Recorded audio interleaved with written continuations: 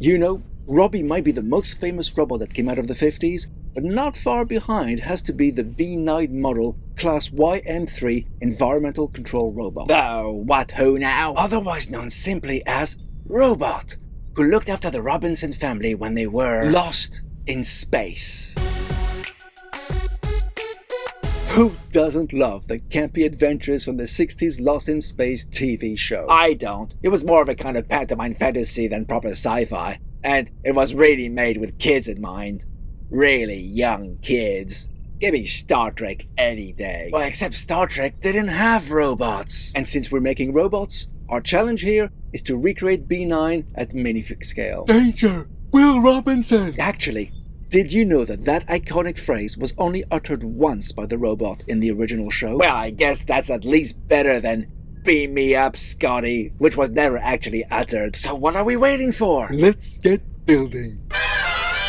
Now, the base of this robot, which is what we're working with, presents us with a challenge as it's trapezoid shaped. Well, there's an easy solution for that one. Huh. Really? Oh, absolutely. Remember that robot Cook that came with the 26 collectible minifigure series? It has the exact legs you need. It's a perfect mold, I can't deny it, but how would you attach those legs to other parts? Well, that's easy. You just... those aren't standard studs. Yep, and there goes your clever plan. We need to use regular pieces to make this work, so here we go. Let's start with a 1x2 inverted bracket. Attach to it a regular 1x2 plate, followed by a 1x2 bracket. Now, here comes the trapezoid part. Use a couple of 1x1 triangular pieces for the front, and do the same for the back. Okay, but it's not really a perfect trapezoid shape. I mean, the front looks different than the back. You're right, McCluck, but it was the best I could come up with while keeping the footprint as small as possible. I mean, you could have used a 3x2 plate, add a couple of 1x2s in the middle, and those same triangular pieces for the front and back.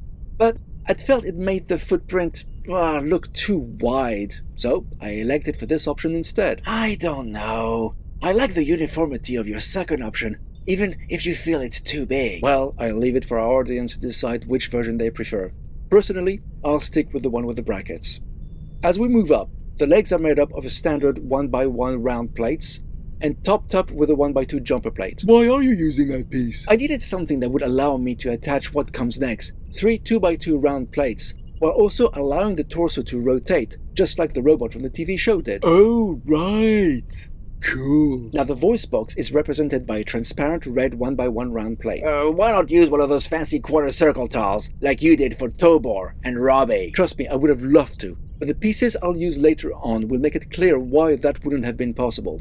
So instead, a round plate it is. Okay then. I'm also using a 1x1 round plate for the back as well, and for the arms, a 1x1 round plate with a 1L bar sticking out of it. Like you did for Robbie? And Simeon? And Tobor? That's right. It's a pretty versatile piece, and this time, I won't be bucking it up with a 1x1 plate or anything like that.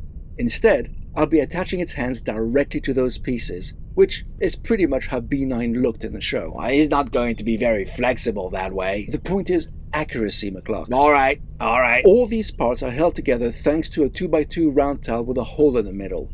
And that hole is used to insert a 3L bar through it. So that's why you used that round plate instead of that quarter tile for the voice box. Exactly. The round plate offers enough space at the center for the bar to go through, and a quarter tile wouldn't. The compromises you have to make when designing at that scale. For the neck, I'm using this Technic gear which just fits through friction as it slides down the bar. Nice piece. It actually wasn't my idea. It was proposed by the guy who runs The Adventures of My Minifig over on Instagram, and it works beautifully. And finally, for its head, that's just a couple of inverted radar dishes placed on top of each other and held in place by that bar. So there you have it.